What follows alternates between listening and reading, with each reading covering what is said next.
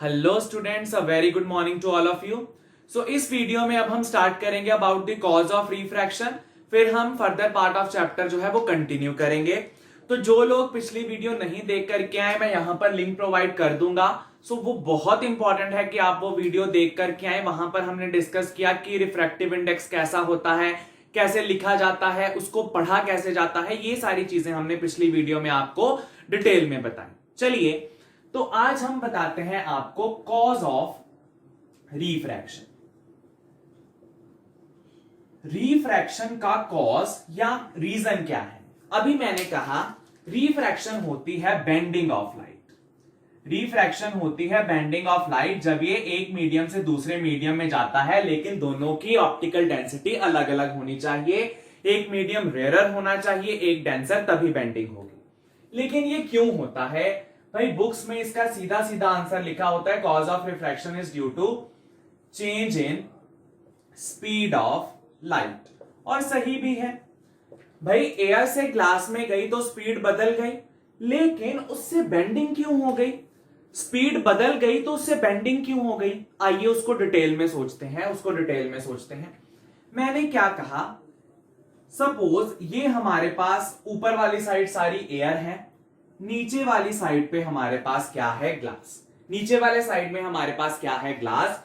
ये सरफेस जो एयर को ग्लास से सेपरेट करती है, इस सरफेस को बोलते हैं air glass interface. This is known as air glass interface. ऐसी सरफेस जो एयर और ग्लास को अलग अलग कर देती है कि इस लाइन के ऊपर एयर, इस लाइन के नीचे ग्लास, वो चीज क्या है? That is air glass interface. ठीक है, अब देखिए होता क्या है, ध्यान से सुनिए। एयर से रे ऑफ लाइट एंटर करी और यहां पर सीधे जाने की बजाय, अभी मैं कुछ डिटेल नहीं बना रहा, होपिंग कि आपको पता होगी क्योंकि आपने लोअर क्लासेस में पढ़ा हुआ है। ऐसे जाने की बजाय रे थोड़ी सी बेंड हो जाती है। ऐसे जाने की बजाय, भाई ध्यान से देखना, मैं आपको पिक्टोरियली दिखा देता हूं। ऐसे जाने की बजाय, सीधे जाने की बजाय ये थोड़ा सा बेंड हो जाती है। सीधे जाने की बजाय ये थोड़ी सी बेंड हो जाती है। क्यों भाई? Answer change in speed of light, आपने भी यही लिखना है। समझना कैसे है कि ये चीज बेंड कैसे होती है, इसको समझते कैसे हैं, आइए देखिए। भाई ये जो लाइट है, इसको आप सिर्फ ये पतली लाइन मत समझिए। ये जो लाइट है ये इतनी सी विड्थ की मत समझिए, इसको आप और डिटेल में देखिए। आप सोचिए कि दिस रे of light is an extended object. ये लाइट जो है ये एक पतली सी स्ट्रिप नहीं है, it is a very thick strip. इसको इस तरीके से सोचिए, फिर आपको आंसर जो है अच्छी तरह से मिलेगा। कैसे कह रहा हूं मैं? सोचिए ये लाइट एक एक्सटेंडेड ऑब्जेक्ट है। ये लाइट एक एक्सटेंडेड ऑब्जेक्ट है इस तरीके से। This light is an extended object. ये वही रे ऑफ लाइट है, थोड़ी मैग्नीफाइड मैंने पॉइंट में आपको दिखाई। ठीक है जी, ये अगेन एयर है, नीचे वाला क्या है? ग्लास। ये क्या है? इंटरफेस। तो इंटरफेस ये किसका होगा? ऑब्वियसली एयर ग्लास का इंटरफेस। अच्छा, अब देखिए रे जब ओब्लीकली आती है, ओब्लीकली मतलब, भाई ध्यान से सुनो, ओब्लीकली का मतलब क्या है? ये सरफेस है इंटरफेस, ऐसे रे ऑफ लाइट आएगी तो रिफ्रैक्शन नहीं होती। ये भी आगे जाके रीजन बताएंगे आपको। जब रे ऑफ लाइट सीधी सीधी आके इस सरफेस पे, मतलब forming an angle of 90 degree with surface के साथ जब ये 90 डिग्री एंगल बनाते हैं तो इसको बोलते हैं नॉर्मल इंसिडेंस। अगर रे ऑफ लाइट नॉर्मली ना आके किसी एंगल पे आ रही है, ये सरफेस है, किसी एंगल पे आ रही है, इस इंसिडेंस को बोलते हैं ऑब्लीक इंसिडेंस। तो देखिए भाई किसी एंगल पे आ रही है, so this incidence is oblique incidence. ये इंसिडेंस है हमारे पास ऑब्लीक इंसिडेंस। तो अगर लाइट ऑब्लीकली स्ट्राइक करती है तो क्या होगा? ध्यान से देखिए भाई, लाइट इस तरीके से आ रही है, ध्यान से भाई मेरे मार्कर की चीज देखना इसको। ये लाइट ऐसे आ रही है, ठीक है, ऑब्लीकली साइड से, नॉर्मली नहीं, ऑब्लीकली आ रही है ऐसे। तो जब ये यहां पर पहुंची, जब ये यहां पर पहुंची, तो ये वाला पॉइंट, यानी ये पॉइंट जो ए है, ये सरफेस में एंटर हो गया। ये ग्लास के अंदर जाना शुरू करेगा, लेकिन इस टाइम पर इसका जो दूसरा एंड है वो अभी भी एयर में है। भाई ध्यान से सुनिए, ये वाला एंड इसका ग्लास में जाना शुरू किया, लेकिन ये वाला एंड मतलब इसका एंड भी अभी भी हवा में ही है। ठीक है, अब ए जब भी ग्लास में एंटर करेगा इसकी स्पीड क्या हो जाएगी? भाई एयर से ग्लास में जाना है, ग्लास क्या है? डेंसर मीडियम, और एयर क्या है? Rarer medium. एयर क्या है? रेयरर, क्योंकि इसमें स्पीड फास्ट होती है, कितनी? 3 इंटू 10 पावर 8। इसमें कितनी होती है? 2 इंटू 10 पावर 8। स्पीड कम, इसका मतलब डेंसर, स्पीड ज्यादा, इसका मतलब रेयरर। अब ए की स्पीड कम हो गई इस मोमेंट पे, ए पॉइंट की स्पीड कम हो गई, लेकिन बी पॉइंट तो अभी भी उतनी स्पीड से चल रहा है। Due to this difference in the speeds, due to difference in the speed of extreme points of beam of light, एक बीम ऑफ लाइट के दो एक्सट्रीम पॉइंट्स की चेंज इन स्पीड होने की वजह से ये लाइट रे जो क्या है? बेंड करती है। ये लाइट रे क्या कर जाती है? बेंड। भाई क्यों बेंड की? ये ऑब्लिकली आ रही है, तो यानी कि यहां पर इस मोमेंट पर ए की स्पीड तो कम हो जाएगी, वो मीडियम्स में एंटर करना शुरू किया, लेकिन बी तो अभी भी हवा में है। कुछ टाइम के बाद ये एंटर करेगा, तो सोचिए भाई, सोचिए, ये चीज अब स्लो हो गई, लेकिन ये अभी भी फास्ट है। ये चीज स्लोली स्लोली आगे जा रही है, अभी भी फास्ट है, तो क्या होगा? ऑब्वियसली ये चीज क्या कर जाएगी? बेंड। ये चीज स्लो हो गई, ये अभी भी तेज आ रही है नीचे से, तो ऑब्वियसली यहां पर क्या हो जाएगी? इसकी बेंडिंग। यहां पर जाकर के ये स्लो हो गया, लेकिन ये स्लो नहीं हुआ, तो इसने क्या कर दी? Bending. This will result in bending. ठीक है, अब इसी चीज को आप इस तरीके से सोचिए। सपोज कीजिए ये आपके पास रोड है और आप अपना कोई 4 व्हीलर जो है वो ऐसे लेकर के आ रहे हैं इस तरीके से। अब ये जो रोड है, this is a bumpy road, यहां पर हमने पत्थर वगैरह रख दिए, यहां पे स्पीड ब्रेकर्स हैं, this is a bumpy road. ठीक है, तो देखिए क्या होगा। अब ये किसी एंगल पे है, आप ऐसे आ रहे हो, रोड किसी एंगल पे है। ठीक है, तो पहले क्या होगा? ये व्हील इसके साथ कांटेक्ट में आएगा, लेकिन तब ये व्हील हवा में होगा, मतलब स्मूथ रोड में होगा। ये स्मूथ रोड है ऊपर, ये रफ रोड है, तो यानी कि ये वाला मीडियम रेयरर है, स्मूथ है, ये डेंसर है, क्योंकि ऑब्वियसली स्पीड ब्रेकर है तो स्पीड कम होगी, तो ये मीडियम डेंसर, ऊपर वाला क्या है? रेयरर। अब आप ऐसे आ रहे हैं, आप इमेजिन कीजिए ऐसे आ रहे हैं, ये वाला जो आपका पहिया है, ये वाला व्हील है, ये स्लो हो गया ड्यू टू स्पीड ब्रेकर, ये अभी भी फास्ट है, तो ऑब्वियसली आपका व्हीकल बेंड कर जाएगा।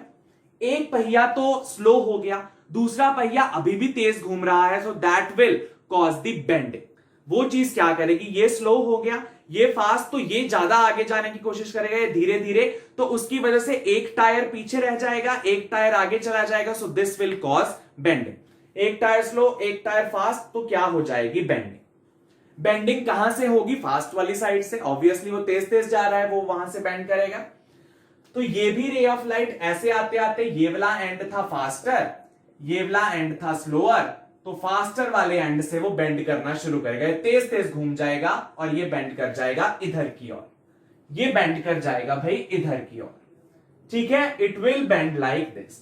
तो यानी कि फाइनल जो पाथ हमें मिलेगा, भाई ये बेंड इधर कर गया, फाइनल जो पाथ हमें मिलेगा यहां पे इसके बाद, वो मिलेगा इस तरीके का। ठीक है, ये ज्यादा ही हो गया क्योंकि हमने may be angle of incidence जो है वो बहुत ज्यादा ले लिया। सो आप जस्ट इमेजिन कीजिए कि ये बेंड हो जाएंगे इधर की तरफ, क्योंकि ये वाला फास्टर था तो इधर की तरफ बेंड हुए। ठीक है, ये था कि बेंडिंग होती कैसे है, ये था बेंडिंग होती कैसे है। तो रीजन क्या है? Difference in speed of the two extreme points of the beam of light. ठीक है, ये बुक्स में कहीं नहीं लिखते ये पॉइंट, तो अगर रट्टा लगाना है तो यहां से भी आपको पूरे नंबर मिल जाएंगे, लेकिन कंसेप्ट स्ट्रॉन्ग करने हैं तो ये पॉइंट आपको पता होना चाहिए। इसकी हमने आपको ये वाली एग्जांपल भी दे दी। चलिए अब हम इसी चीज को एक रे के साथ डिस्कस करते हैं। अब आपको कॉस पता चल गया, अब हम इसको थोड़ा सिंप्लीफाई कर देते हैं आपको याद करवाने के लिए। आपको याद करवाने के लिए हम सिंप्लीफाई कर देते हैं। अगर एक मीडियम रेयरर है, दूसरा मीडियम डेंसर है, रे ऑफ लाइट रेयरर से डेंसर आ रही है ओब्लीकली, रेयरर से डेंसर आ रही है ओब्लीकली, तो क्या कीजिए, इस सरफेस पे नॉर्मल बना लीजिए। जहां पर ये रे स्ट्राइक करती है उस सरफेस पे नॉर्मल बना लीजिए। और अगर रे ऑफ लाइट रेयरर से डेंसर मीडियम में जा रही है तो ये बेंड करेगी टुवर्ड्स नॉर्मल, तो ये बेंड कर जाएगी टुवर्ड्स नॉर्मल। रेयरर से डेंसर गई तो ये बेंड क्या कर गई, टुवर्ड्स नॉर्मल। अभी हमने देखा था इधर की तरफ बेंड होने की कोशिश की थी, तो हमने इसको याद रखने के लिए कैसे बना दिया कि यहां पर एक नॉर्मल बनाए और इसको इधर की तरफ बेंड कर दें, इसको इधर की तरफ बेंड कर दें। This phenomena of bending of light is known as refraction. जब ये मूव कर रही है from a rarer medium to denser, मतलब दो मीडियम्स में जिनकी ऑप्टिकल डेंसिटी में डिफरेंस है। ठीक है जी, रेयरर से डेंसर गई तो नॉर्मल की तरफ बेंड हो जाती है। अच्छा, अब एक चीज आप होमवर्क कर सकते हैं, वो ये कि जैसे हमने आपको बताया कि कोई रे ऑफ लाइट रेयरर से डेंसर जा रही है तब वो किस हिसाब से मूव करती। अब आप ये सोचिएगा कि रे ऑफ लाइट डेंसर है, यहां पर रेयरर मीडियम है, वही हमने एक्सटेंडेड रे ऑफ लाइट मानी। अब आप सोचिए यहां पर भाई डेंसर मतलब इसमें स्पीड क्या होगी, स्लो, इसमें स्पीड क्या होगी भाई, फास्ट। अब आप सोचना रे ऑफ लाइट किस तरीके से जाएगी, क्या वो इस तरफ जाएगी या कहीं और, क्या वो इस तरफ जाएगी या कहीं और, ये आप सोचना। ये तो बहुत इजी है, अभी देख के भी पता चल गया होगा। क्या ये अभी भी इधर को बेंड करेगी? बेंड करने का क्या मतलब है, आपको सिर्फ वो पॉइंट देखना है जो तेज घूमेगा, वो पॉइंट देखना है जो तेज घूमेगा, जो पॉइंट तेज घूमेगा उस तरफ से वो बेंड कर जाएगी। यहां पर क्या आपको पता है, चलिए मैं बता देता हूं। ये पॉइंट ए, ये पॉइंट बी। अब देखो यहां पर स्पीड स्लो है, लेकिन जब भी वो यहां पर आएगा तो ए आ चुका है इस मीडियम में, बी को अभी टाइम है, तो ए में जब ही गया तो उसकी स्पीड क्या हो जाएगी, फास्ट। इसकी स्पीड फास्ट, तो ये मूव करेगा, ये अभी स्लो है, धीरे धीरे आएगा, मतलब ये इधर आने की बजाय ये दूर जाने की कोशिश करेगा, ये इधर आने की बजाय दूर जाने की कोशिश करेगा। ठीक है जी, यानी कि क्या इससे अब हम अपने लिए आसान भाषा में लिख सकते हैं। चलिए देखें, अगर रे ऑफ लाइट डेंसर से रेयरर में जाती है, अगर रे ऑफ लाइट डेंसर से रेयरर में जाती है तो काम वही कीजिए, यहां पर नॉर्मल बना लीजिए।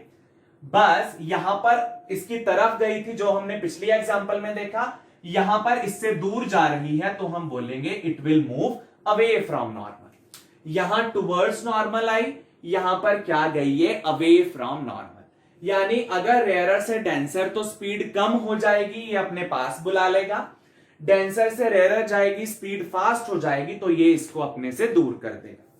ठीक है जी, चलिए यहां से आपका मेन चैप्टर शुरू होगा।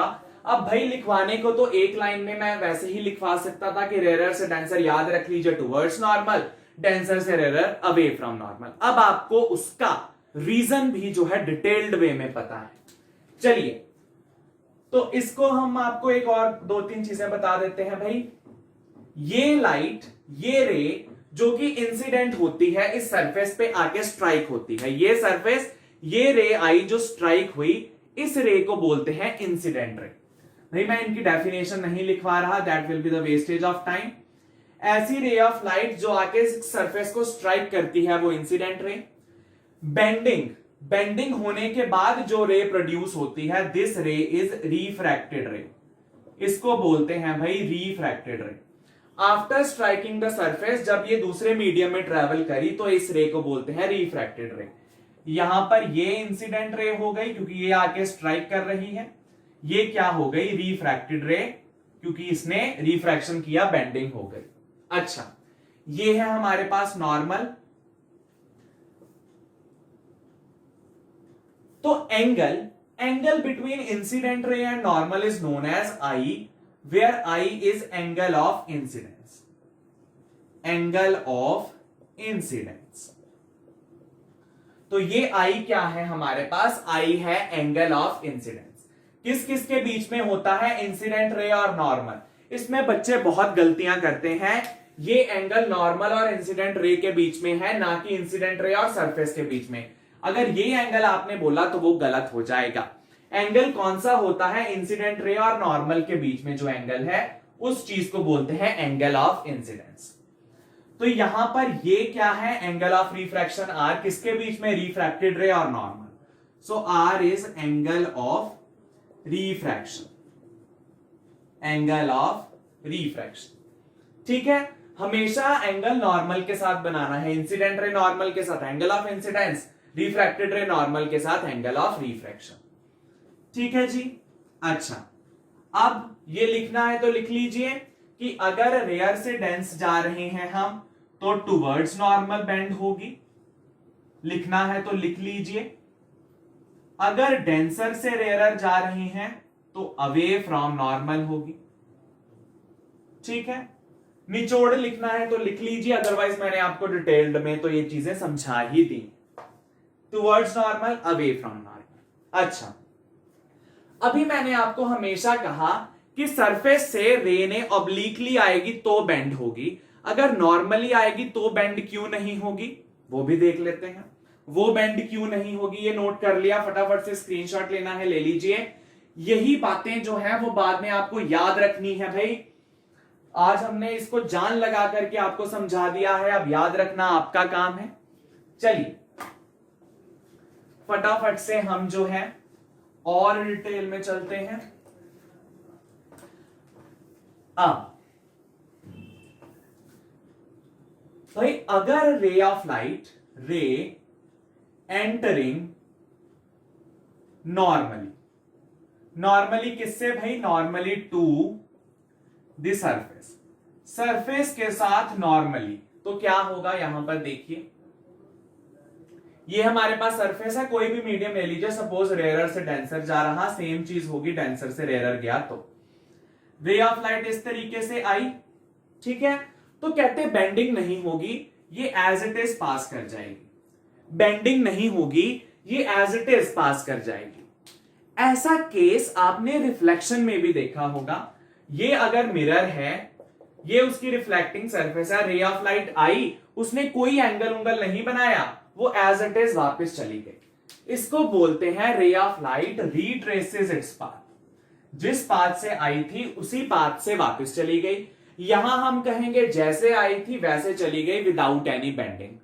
क्या आप इसको उसी थ्योरी के साथ आंसर कर सकते हैं? बिल्कुल भाई। इस चीज को मैग्नीफाई करके देखिए तो ये ऐसी होगी, अब ऐसी आ रही है। पहले भाई ऑब्लिक आने से एक एंड जो है मीडियम में चला जाता था, दूसरा एंड अभी पहले वाले मीडियम में हुआ करता था।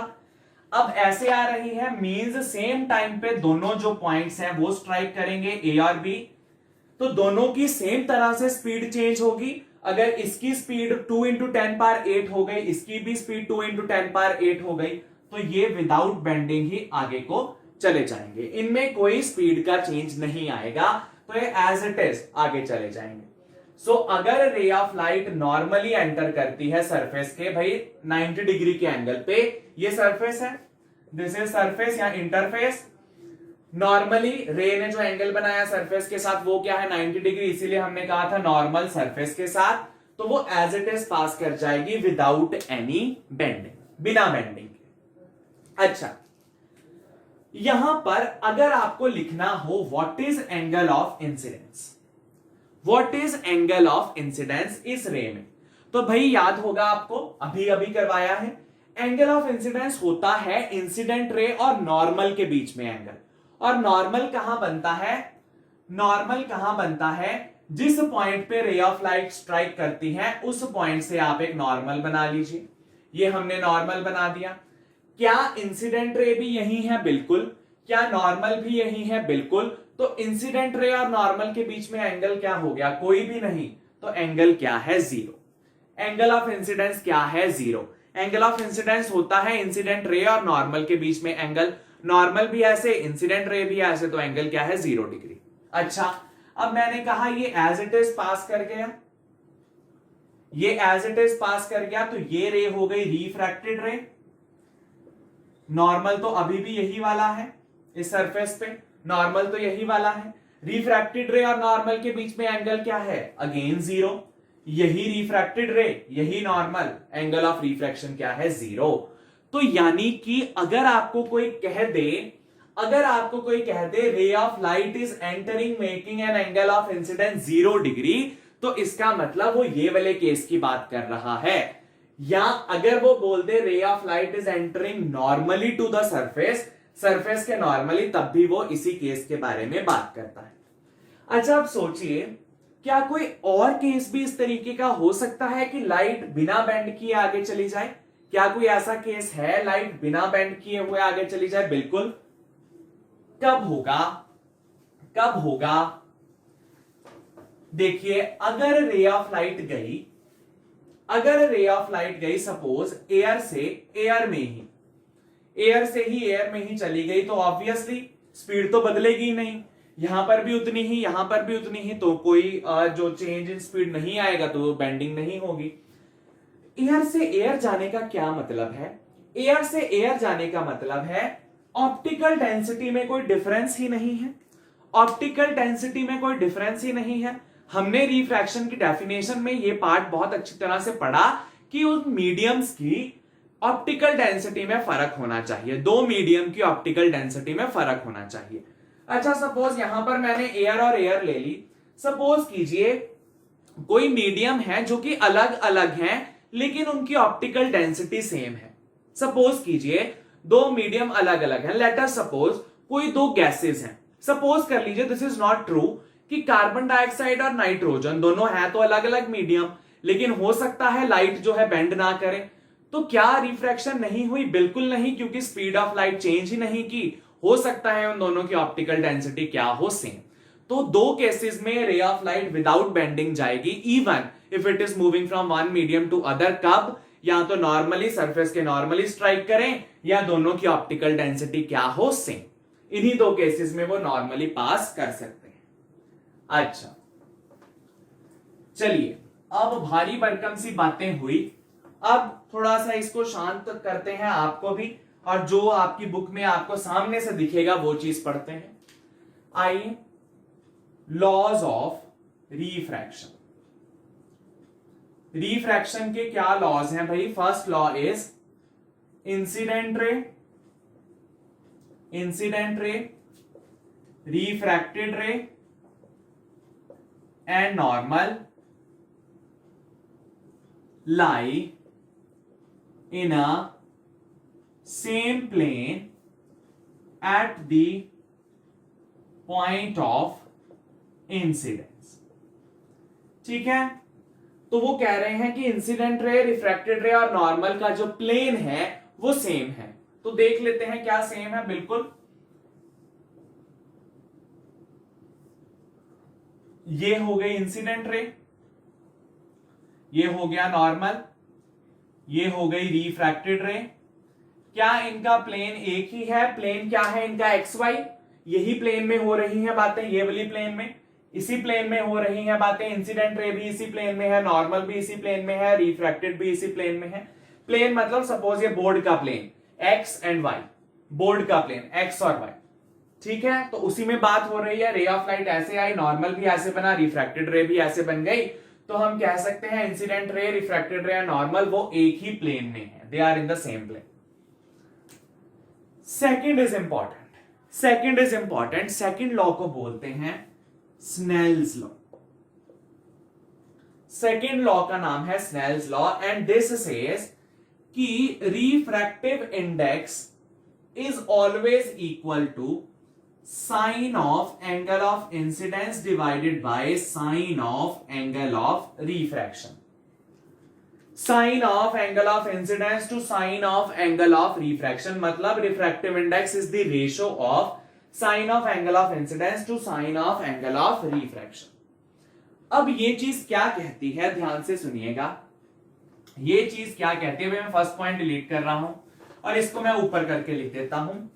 स्नेल्स लॉ कहता है कि रिफ्रैक्टिव इंडेक्स जो है ये होगा sine I by sine R, sine of angle of incidence to sine of angle of refraction. इसका मतलब ये, जितनी देर तक मेरे पास मीडियम सेम है, मतलब पेयर ऑफ मीडिया क्या है सेम, उतनी देर तक इन दोनों की रेशो क्या रहेगी? सेम।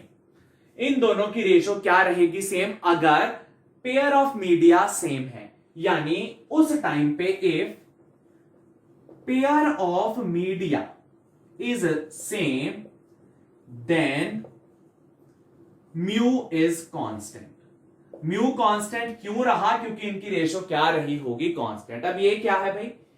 सपोज ऐसे आई ray of light forming some angle of incidence से I1 और किसी एंगल पे रिफ्रैक्ट हो गई R1। हमने एंगल ऑफ इंसिडेंस बदल दिया, सपोज मैंने बढ़ा दिया एंगल ऑफ इंसिडेंस I2, तो एंगल ऑफ रिफ्रैक्शन आ गया कुछ R2। सपोज मैंने अब जो I2 है कम कर दिया, तो रिफ्रैक्शन कुछ इस तरीके से हुई R3। तो यानी कि I1, I2 और I3 में बदलता गया, कॉरेस्पॉन्डिंग R1, R2 और R3 भी बदलते रहे, लेकिन साइन की जो वैल्यू है, इन दोनों की जो रेशो की वैल्यू है वो कभी नहीं बदलेगी। कहने का मतलब साइन I1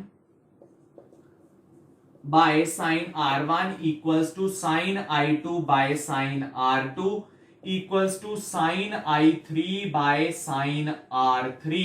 ये वैल्यू कभी नहीं बदलेगी। आप एंगल ऑफ इंसिडेंस बदलते जाइए, एंगल ऑफ रिफ्रैक्शन भी बदलता जाएगा, इनकी रेशो कभी नहीं बदलेगी। यानी कि म्यू की वैल्यू कभी नहीं बदलेगी। कब तक? जब तक पेयर ऑफ मीडिया क्या रहेंगे? सेम। जब तक पेयर ऑफ मीडिया क्या रहेंगे? सेम। तो इसी चीज को बोलते हैं हम a constant which is the refractive index. तो रिफ्रैक्टिव इंडेक्स की अभी आपको तीन नई नई वैल्यूज आज ही पता चली। Mu equals to C by V, mu equals to V1 by V2, mu equals to sine I by sine R। तो ये आपको तीन फॉर्मूलाज अकेले रिफ्रैक्टिव इंडेक्स के मिल गए। ठीक है, अच्छा ठीक है जी। तो ये बात करी स्नेल्स लॉ ने कि इनकी रेशो हमेशा क्या रहेगी? Same. Sine I by sine R हमेशा रहेगा सेम जब तक पेयर ऑफ मीडिया क्या है? आइडेंटिकल। चलिए अब एक छोटी सी हम डेरिवेशन जो है वो कर लेते हैं। छोटी सी डेरिवेशन कर लेते हैं भाई हम। सपोज कीजिए मैं कह रहा हूं refractive index of one medium, sorry of second medium with respect to one, या फिर ray of light first medium से सेकंड मीडियम में मूव की, तो इसका फॉर्मूला हमने लिखा it is V1 by V2। It is V1 by V2। एक मीडियम से दूसरे मीडियम में गई तो मैंने इसको लिख दिया V1 बाय V2। सपोज ध्यान से सुनना, रे ऑफ लाइट गई वाटर से ग्लास की ओर, रे ऑफ लाइट गई वाटर से ग्लास की ओर। Obviously water is a rare medium, glass is a denser medium, क्योंकि इसमें स्पीड स्लो हो जाती है, वाटर में स्पीड फास्ट रहती है। रे ऑफ लाइट इस तरीके से एंटर करी, हमने नॉर्मल बनाया, ये एंगल ऑफ इंसिडेंस, रेयर से denser it will bend towards normal, ये नॉर्मल की ओर बेंड करेगी और ये एंगल आ जाएगा एंगल ऑफ रिफ्रैक्शन R हमारे पास। ठीक है, तो वाटर में इसकी स्पीड थी V1, ग्लास में इसकी स्पीड है V2। क्यों? वाटर को लेटर से मीडियम 1 है, ग्लास इज मीडियम 2। तो 1 से 2 गई, 1 से 2 V1 बाय V2। ऊपर वाले की वेलोसिटी ऊपर, नीचे वाले की वेलोसिटी नीचे। अच्छा, अब हमने क्या किया? इस चीज को C के साथ मल्टीप्लाई कर दिया, C के साथ डिवाइड कर दिया। भाई देखो ध्यान से, C के साथ मल्टीप्लाई और डिवाइड कर दिया हमने इस वैल्यू को। ऐसे देखो, ये वैल्यू पड़ी थी V1 बाय V2 जो हमें पता है, इसको C के साथ मल्टीप्लाई कर दिया, इसको C के साथ डिवाइड कर दिया। हुआ क्या? इससे हुआ क्या भाई? देखो ध्यान से, C बाय V2 क्या होगा? What will be C by V2? मतलब C बाय V2 को हम ये लिख सकते हैं। अच्छा सोचो, C बाय V2 क्या होगा? C by V2 is mu of air with respect to second medium, sorry refractive index of second medium with respect to air। भाई ध्यान से दिमाग लगाओ, जो फर्स्ट लेक्चर में हमने किया था, म्यू को हमने लिखा था क्या है? C by V।